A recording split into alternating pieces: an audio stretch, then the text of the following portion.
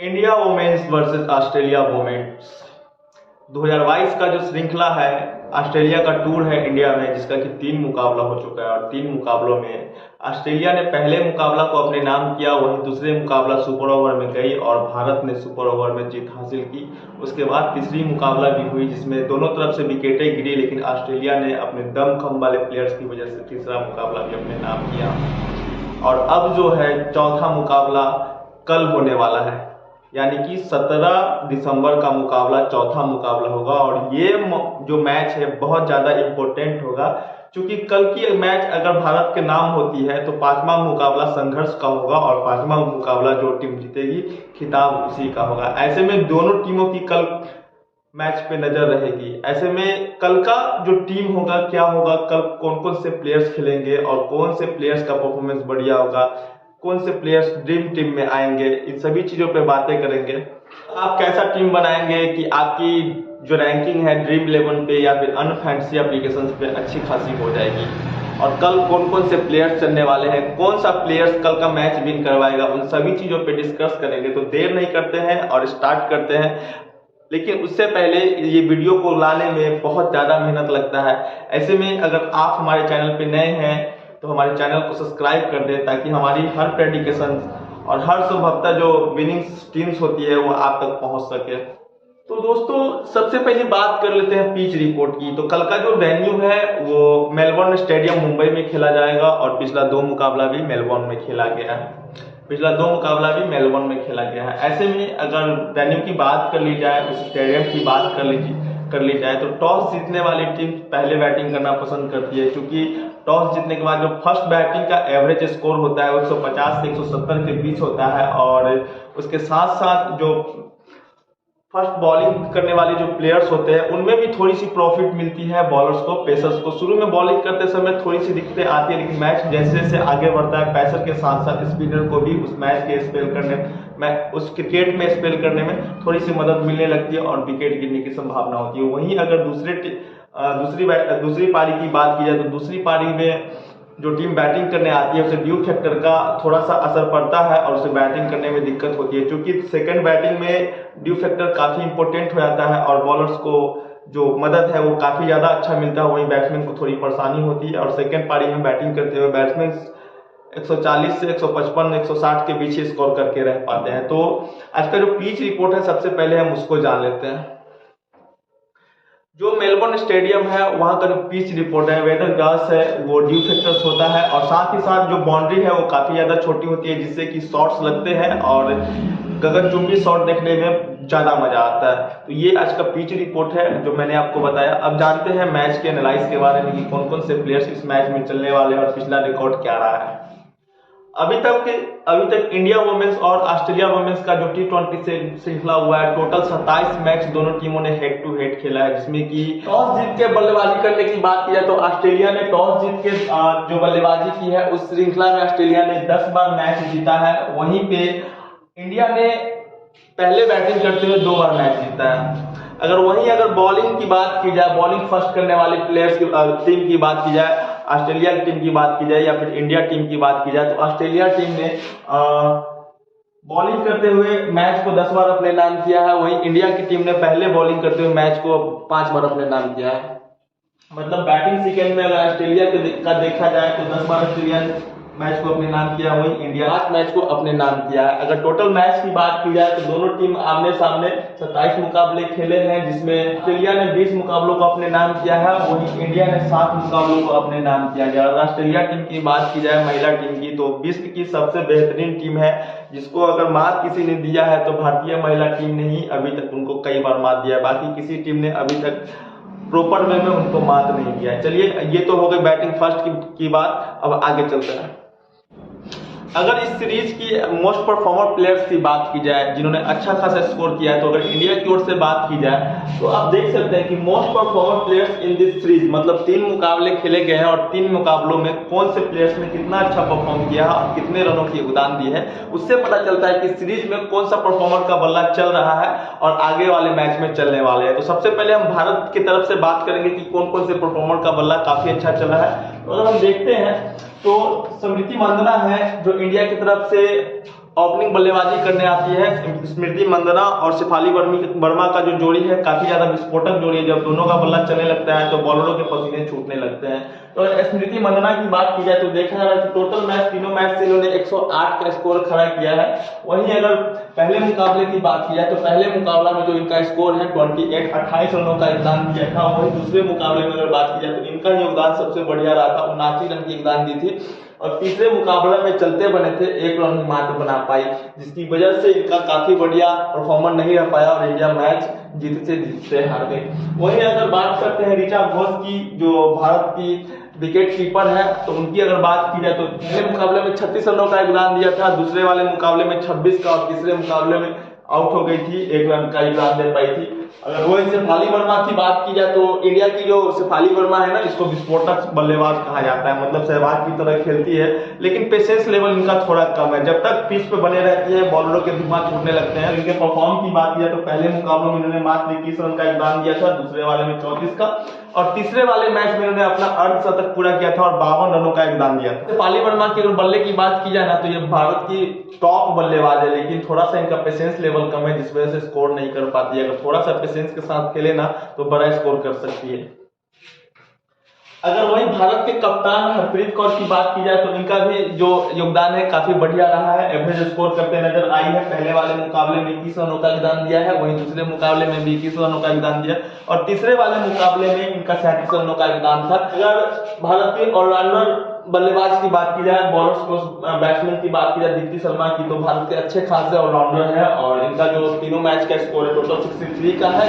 पहले वाले मुकाबले में उन्होंने 36 का स्कोर खड़ा किया था, दूसरे वाले मुकाबले में 2 रनों का स्कोर खड़ा किया था, और तीसरे वाले मुकाबले में इन्होंने 25 का योगदान दिया था। अगर वहीं भारत की फिनिशर बल्लेबाज की बात की जाए देविका वेदाया की, तो इनका भी परफॉर्मेंस लगभग एवरेज ही रहा है। टोटल तीनों मैच इन्होंने 37 का स्कोर खड़ा किया है। हालांकि इनका जो बैटिंग लाइनअप है वो थोड़ा नीचे होने की वजह से, फिनिशर बल्लेबाज तो है लेकिन बैटिंग लाइनअप नीचे होने की वजह से अच्छा स्कोर नहीं कर पाई, लेकिन फिर भी काफी अच्छा योगदान भारत टीम के लिए दे रही है। तो टोटल तीनों मैच इन्होंने 37 का स्कोर खड़ा किया है, जिसमें पहले मुकाबले में 25 का स्कोर खड़ा किया, दूसरे वाले में 11 का और तीसरे वाले में 1 रनों का। तो ये जो प्लेयर्स है ये टॉप प्लेयर्स है, टॉप प्लेयर्स।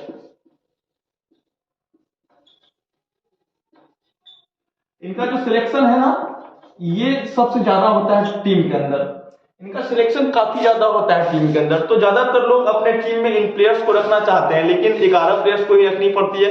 तो सारा कुछ देखना पड़ेगा कि इन 5 प्लेयर्स के परफॉर्मेंस के बाद जो ऑस्ट्रेलिया के बल्लेबाज है उनमें कौन कौन से बल्लेबाज काफी अच्छा परफॉर्म कर रहे हैं, ऑस्ट्रेलिया की तरफ से कौन से बॉलर अच्छा परफॉर्म कर रहे हैं, इंडिया की तरफ से कौन से बॉलर अच्छा परफॉर्म कर रहे हैं, और मैच को विनिंग की ओर लेके जा रहे हैं और टीम में बेहतर योगदान दे रहे हैं, जिससे कि जो फैंटेसी लवर्स है वो अपना टीम क्रिएट करते हैं और लोग लाखों करोड़ों जीत रहे हैं। तो ऐसे ही टीम के लिए टोटल प्लेयर्स के बारे में जानना जरूरी होगा, तभी हम अपने टीम को एक अच्छे मोड पे ले आ सकते हैं, एक अच्छी रैंकिंग पे ले आ सकते हैं और अच्छा खासा विन कर सकते हैं। हो सकता है कि हमारा रैंक 1 भी आ जाए अगर प्लेयर्स के बारे में हमें नॉलेज हो। तो वही अगर ऑस्ट्रेलिया की बैटिंग की बात की जाए तो जो इंडिया के बॉलर्स है उनके सामने थोड़ा सा नर्वस नजर आ रहे थे, और ऑस्ट्रेलिया का जो बैटिंग लाइनअप है वो टूट नहीं रहा था और विकेट नहीं गिर रही थी, जिसकी वजह से ऑस्ट्रेलिया के जो ओपनर बल्लेबाजों ने है जो एक बड़ा स्कोर खड़ा किया। ऑस्ट्रेलिया के ओपनर बल्लेबाजों की बात की जाए तो इनकी जो जोड़ी है ना वो उनको तोड़ना थोड़ा मुश्किल हो जा रहा है। अगर ऑस्ट्रेलिया के ओपनर बल्लेबाजों की अगर बात की जाए तो बेस मोनी जो इनकी ओपनर बल्लेबाज है वो काफी ज्यादा आक्रामक बल्लेबाज है, और उनके साथ साथ जो ऑस्ट्रेलिया महिला टीम की जो कैप्टन है एलाइसा हेली, ये भी काफी ज्यादा आक्रामक बल्लेबाज है। ज्यादातर मैचों में देखा जाता है कि इन दोनों की जोड़ी को कोई तोड़ नहीं पाता है और अकेले ही दोनों मिलकर के एक बड़ा स्कोर खड़ा कर देते हैं, जिसकी वजह से सामने वाले टीम के लिए जीतना मुश्किल हो जाता है। अगर इस सीरीज की बात की जाए ना तो इस सीरीज में 3 मुकाबले खेले गए हैं और 3 मुकाबलों का टोटल डिटेल्स हम आपको दिखाते हैं ऑस्ट्रेलिया टीम के जो प्लेयर्स हैं उनके बारे में। तो अगर पहले मुकाबले की बात की जाए ना था उसमें बेथ मोनी का जो स्कोर था वो 89 का स्कोर था। मतलब पहले वाले मुकाबले में बेथ मोनी ने अकेले ही 89 रन का योगदान दिया था, और अगर बेथ मोनी का दूसरे मुकाबले की बात की जाए तो दूसरे वाले मुकाबले में बेथ मोनी ने 82 रनों का योगदान दिया था, और तीसरे वाले मुकाबले में इनका जो योगदान था 30 रनों का योगदान था। अगर कुल रन की बात की जाए 3 मुकाबले से तो इनका जो टोटल रन था वो 201 था, जो कि अभी तक इस सीरीज का टॉप रन इन्होंने दिया है। अगर एलाइसा हेली की बात करें तो पहले मुकाबले में इन्होंने 37 रनों का योगदान दिया था, और दूसरे वाले मुकाबलों में 25 रन का योगदान दिया था और तीसरे मुकाबले में 1 रन का योगदान दिया था। टोटल तीनों मैच मिलाकर के इन्होंने 63 रनों का योगदान दिया था। अगर ऑस्ट्रेलिया की जो फर्स्ट डाउन पे उतरने वाली जो बैट्समैन है वो भी काफी ज्यादा आक्रामक बल्लेबाज है। सहीला एमसी ग्रे, इनका भी जो स्कोर होता है ना काफी ज्यादा बढ़िया होता है। अगर इनके स्कोर की बात की जाए तो पहले मुकाबले में, इस सीरीज के पहले मुकाबले में इन्होंने 40 का स्कोर खड़ा किया था। वहीं दूसरे वाले मुकाबले में इनका जो स्कोर था वो 70 का स्कोर था और तीसरे वाले मुकाबलों में 1 रन पे भारत के बल्लेबाजों ने इन पर चलता किया था। कुल मिलाकर के 111 का स्कोर कर पाई थी। और वहीं अगर आगे इन तीन प्लेयर्स ने मिलकर ना पहला और दूसरा मुकाबला पूरी तरह से खत्म कर दिया था। वहीं अगर तीसरे मुकाबले की बात की जाए ना तो एलेक्स पेरी की बात की जाए ना तो एलेक्स पेरी को बैटिंग करने का मौका मिला था और एलेक्स पेरी ने, जबकि ऑस्ट्रेलिया के जितने भी ओपनर बल्लेबाज थे चलते बने थे, जिसके बाद एलेक्स पेरी आकर के ऑस्ट्रेलिया की कमान संभाली और जीत के मुकाम तक लेकर के गई। तो एलेक्स पेरी की इस मुकाबले की बात की जाए तो एलेक्स पेरी का पहला मुकाबला 0 के साथ स्टार्ट हुआ, बैटिंग नहीं कर पाई। दूसरे मुकाबलों में भी बैटिंग नहीं कर पाई और तीसरे मुकाबले की बात की जाए तो अकेले दम पे 75 रनों का स्कोर खड़ा किया और तीनों मुकाबलों से 75 का स्कोर खड़ा किया। वहीं अगर ग्रीस हैरिस की बात की जाए तो ग्रीस हैरिस को अगर देखा जाए तो तीसरे मुकाबले में ऑस्ट्रेलिया की टीम ने बदलाव की थी, जिसमें कि ग्रेस हैरी को लेकर के आए थे बैटिंग करने के लिए और साथ ही साथ बॉलिंग में भी चेंज किया था। बॉलिंग में डी ब्राउन को और एम कैरी को लेकर के आए थे। थोड़ा सा टीम को चेंज किया था क्योंकि दूसरा मुकाबला ऑस्ट्रेलिया की टीम हार चुकी थी, जिसकी वजह से थोड़ा सा बदलाव करके आगे की श्रृंखला में कुछ प्लेयर्स को 2-3 प्लेयर्स को चेंज किया और लाया, जिसमें कि एक एलेक्स हैरिस थी और 2 बॉलर्स थे। ग्रीस हैरिस थी। तो ग्रीस हैरिस की अगर बात की जाए तो पहले 2 मुकाबला ग्रीस हैरिस ने नहीं खेला था। अगर लास्ट वाले मुकाबले की बात किया तो लास्ट वाला मुकाबला ग्रीस हैरिस ने खेला था और काफी अच्छा परफॉर्म किया, 41 रनों का योगदान दिया था इस मैच में और काफी बढ़िया रहा। अगर संभावित टीम की बात किया तो थर्ड मुकाबला जो ऑस्ट्रेलिया की टीम की थी वही सेम टीम उनका रहने वाला है। चौथे मुकाबले में जो ऑस्ट्रेलिया की टीम होगा, जो टीम 11 होगा, संभावित टीम 11, वो सेम का सेम रहने वाला है, कुछ भी चेंजेस नहीं होंगे। अब बात करते हैं इस श्रृंखला में होने वाले बॉलर्स के परफॉर्मेंस के बारे में। तो अगर बॉलर परफॉर्मेंस की अगर देखी जाए ना तो ऑस्ट्रेलिया की सबसे पहले बात करेंगे कि ऑस्ट्रेलिया की तरफ से कौन कौन बॉलर ने अपना परफॉर्मेंस दिया है और अच्छा खासा विकेट लिया है। तो वहीं अगर हम बात करते हैं ऑस्ट्रेलिया के बॉलर्स की तो एलिजा पेरी जो ऑलराउंडर है, ऑस्ट्रेलिया के ऑलराउंडर बैट्समैन प्लस बॉलर्स है, उन्होंने 3 मुकाबलों में पहला जो मुकाबला था उसमें 2 विकेट लिया था। वहीं दूसरे और तीसरे मुकाबले में 0-0 पे रह गई, मतलब दूसरा और तीसरा मुकाबला पे विकेट नहीं ले पाई, क्योंकि पहले मुकाबले में उन्होंने 4 के 4 ओवर किए थे और दूसरे और तीसरे मुकाबले में मात्र 1 ओवर ही बॉलिंग किया था। अगर वही दूसरी ओर स्प्लिट गार्डनर की अगर बात की जाए ना तो स्प्लिट गार्डनर का अगर पिछला 3 मुकाबला का रिकॉर्ड देखा जाए तो पहले वाले मुकाबले में उन्होंने इंडिया के खिलाफ 1 विकेट लिए थे, वही दूसरे वाले मुकाबले में 0 था और तीसरा वाला जो मुकाबला था उसमें उन्होंने 2 विकेट लिया था। उसके साथ साथ ऑस्ट्रेलिया की जो काफी अच्छी बॉलर्स है, एक सुदरलैंड की अगर बात की जाए तो पहला मुकाबला में इन्होंने 1 विकेट लिया, दूसरे मुकाबले में भी 1 विकेट लिया और तीसरे वाले मुकाबले में इन्होंने 0 विकेट लिया। वहीं अगर अनाया किंग की बात की जाए तो इनका पहला जो मुकाबला था उनमें 0 लिया था, दूसरे वाले मुकाबले में 1 विकेट लिया। तीसरे मुकाबले की बात की जाए तो इन्होंने 0 विकेट लिया था।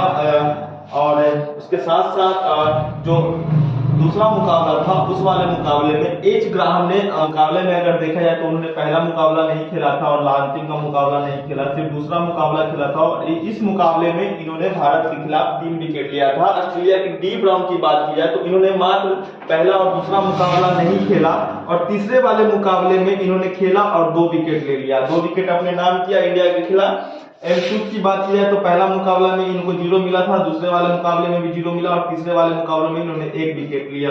वहीं एम कैरी की बात की जाए तो ये भी पहला मुकाबला नहीं खेली, दूसरा मुकाबला नहीं खेली और तीसरे वाले मुकाबले में भारत के खिलाफ 1 विकेट लिया। अगर वही भारत के बॉलरों की अगर बात की जाए तो रेणुका सिंह ठाकुर सबसे पहले आती है, जिन्होंने काफी अच्छा परफॉर्म दिया है और सुपर ओवर भी इन्होंने किया था, जिसमें कि ऑस्ट्रेलिया की टीम को मात्र 16 रन बनाने ही दिया।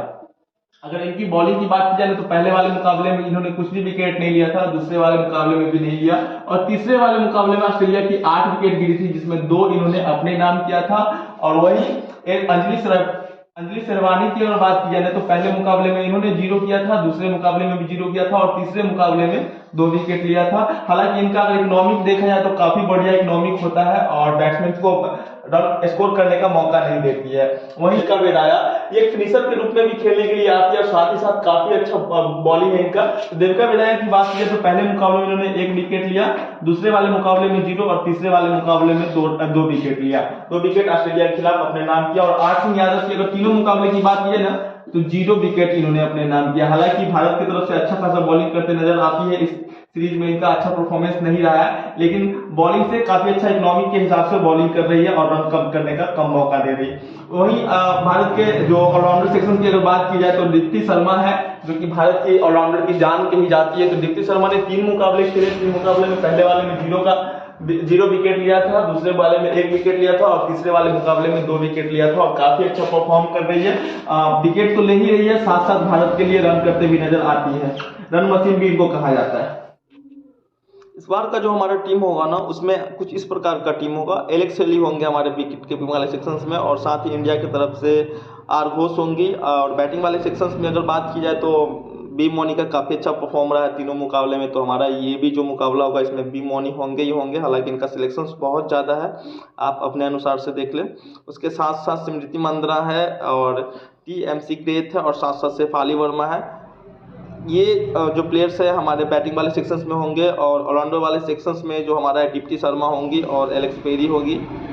और साथ ही साथ बॉलिंग वाले सेक्शंस की अगर बात की जाए तो डी ब्राउन होंगी ही होंगी, उनके साथ साथ एन कैरी लेंगे हम। और एन कैरी के साथ साथ जो इंडिया की तरफ से है बॉलर्स है उनमें अगर हम बात करें तो इंडिया की तरफ से अंजलि सरावनी को लेंगे। इस तरह करके जो हमारा टीम है कुछ इस प्रकार से तैयार हो चुका है। बॉलिंग वाले सेक्शन विकेट कीपिंग वाले सेक्शंस में एलेक्स हेली, आर घोष है और बैटिंग वाले सेक्शंस में B Mooney, S Mandhana, MC Grath और शेफाली वर्मा है। और साथ ही साथ ऑलराउंडर वाले सेक्शंस में एलेक्स पेरी है और दीप्ति शर्मा है और बॉलिंग वाले सेक्शंस में एन कैरी, डी ब्राउन और अंजलि सरावनी है। टीम में अगर कैप्टन वाइस कैप्टन की बात की जाए ना तो इस बार थोड़ा सा हम रिस्क लेंगे कैप्टन वाइस कैप्टन में, चूंकि पिछला 3 मुकाबला हुआ है उसमें तीसरा मुकाबला काफ़ी ज़्यादा उलटफेर रहा और काफ़ी ज़्यादा मतलब कॉम्पिटिटिव फुल रहा। तो इस मैच में जो हमारी कैप्टन होंगी वो बी मौनी ही होंगी, साथ जो वाइस कैप्टन होंगी हमारी वो दीप्ति शर्मा होंगी।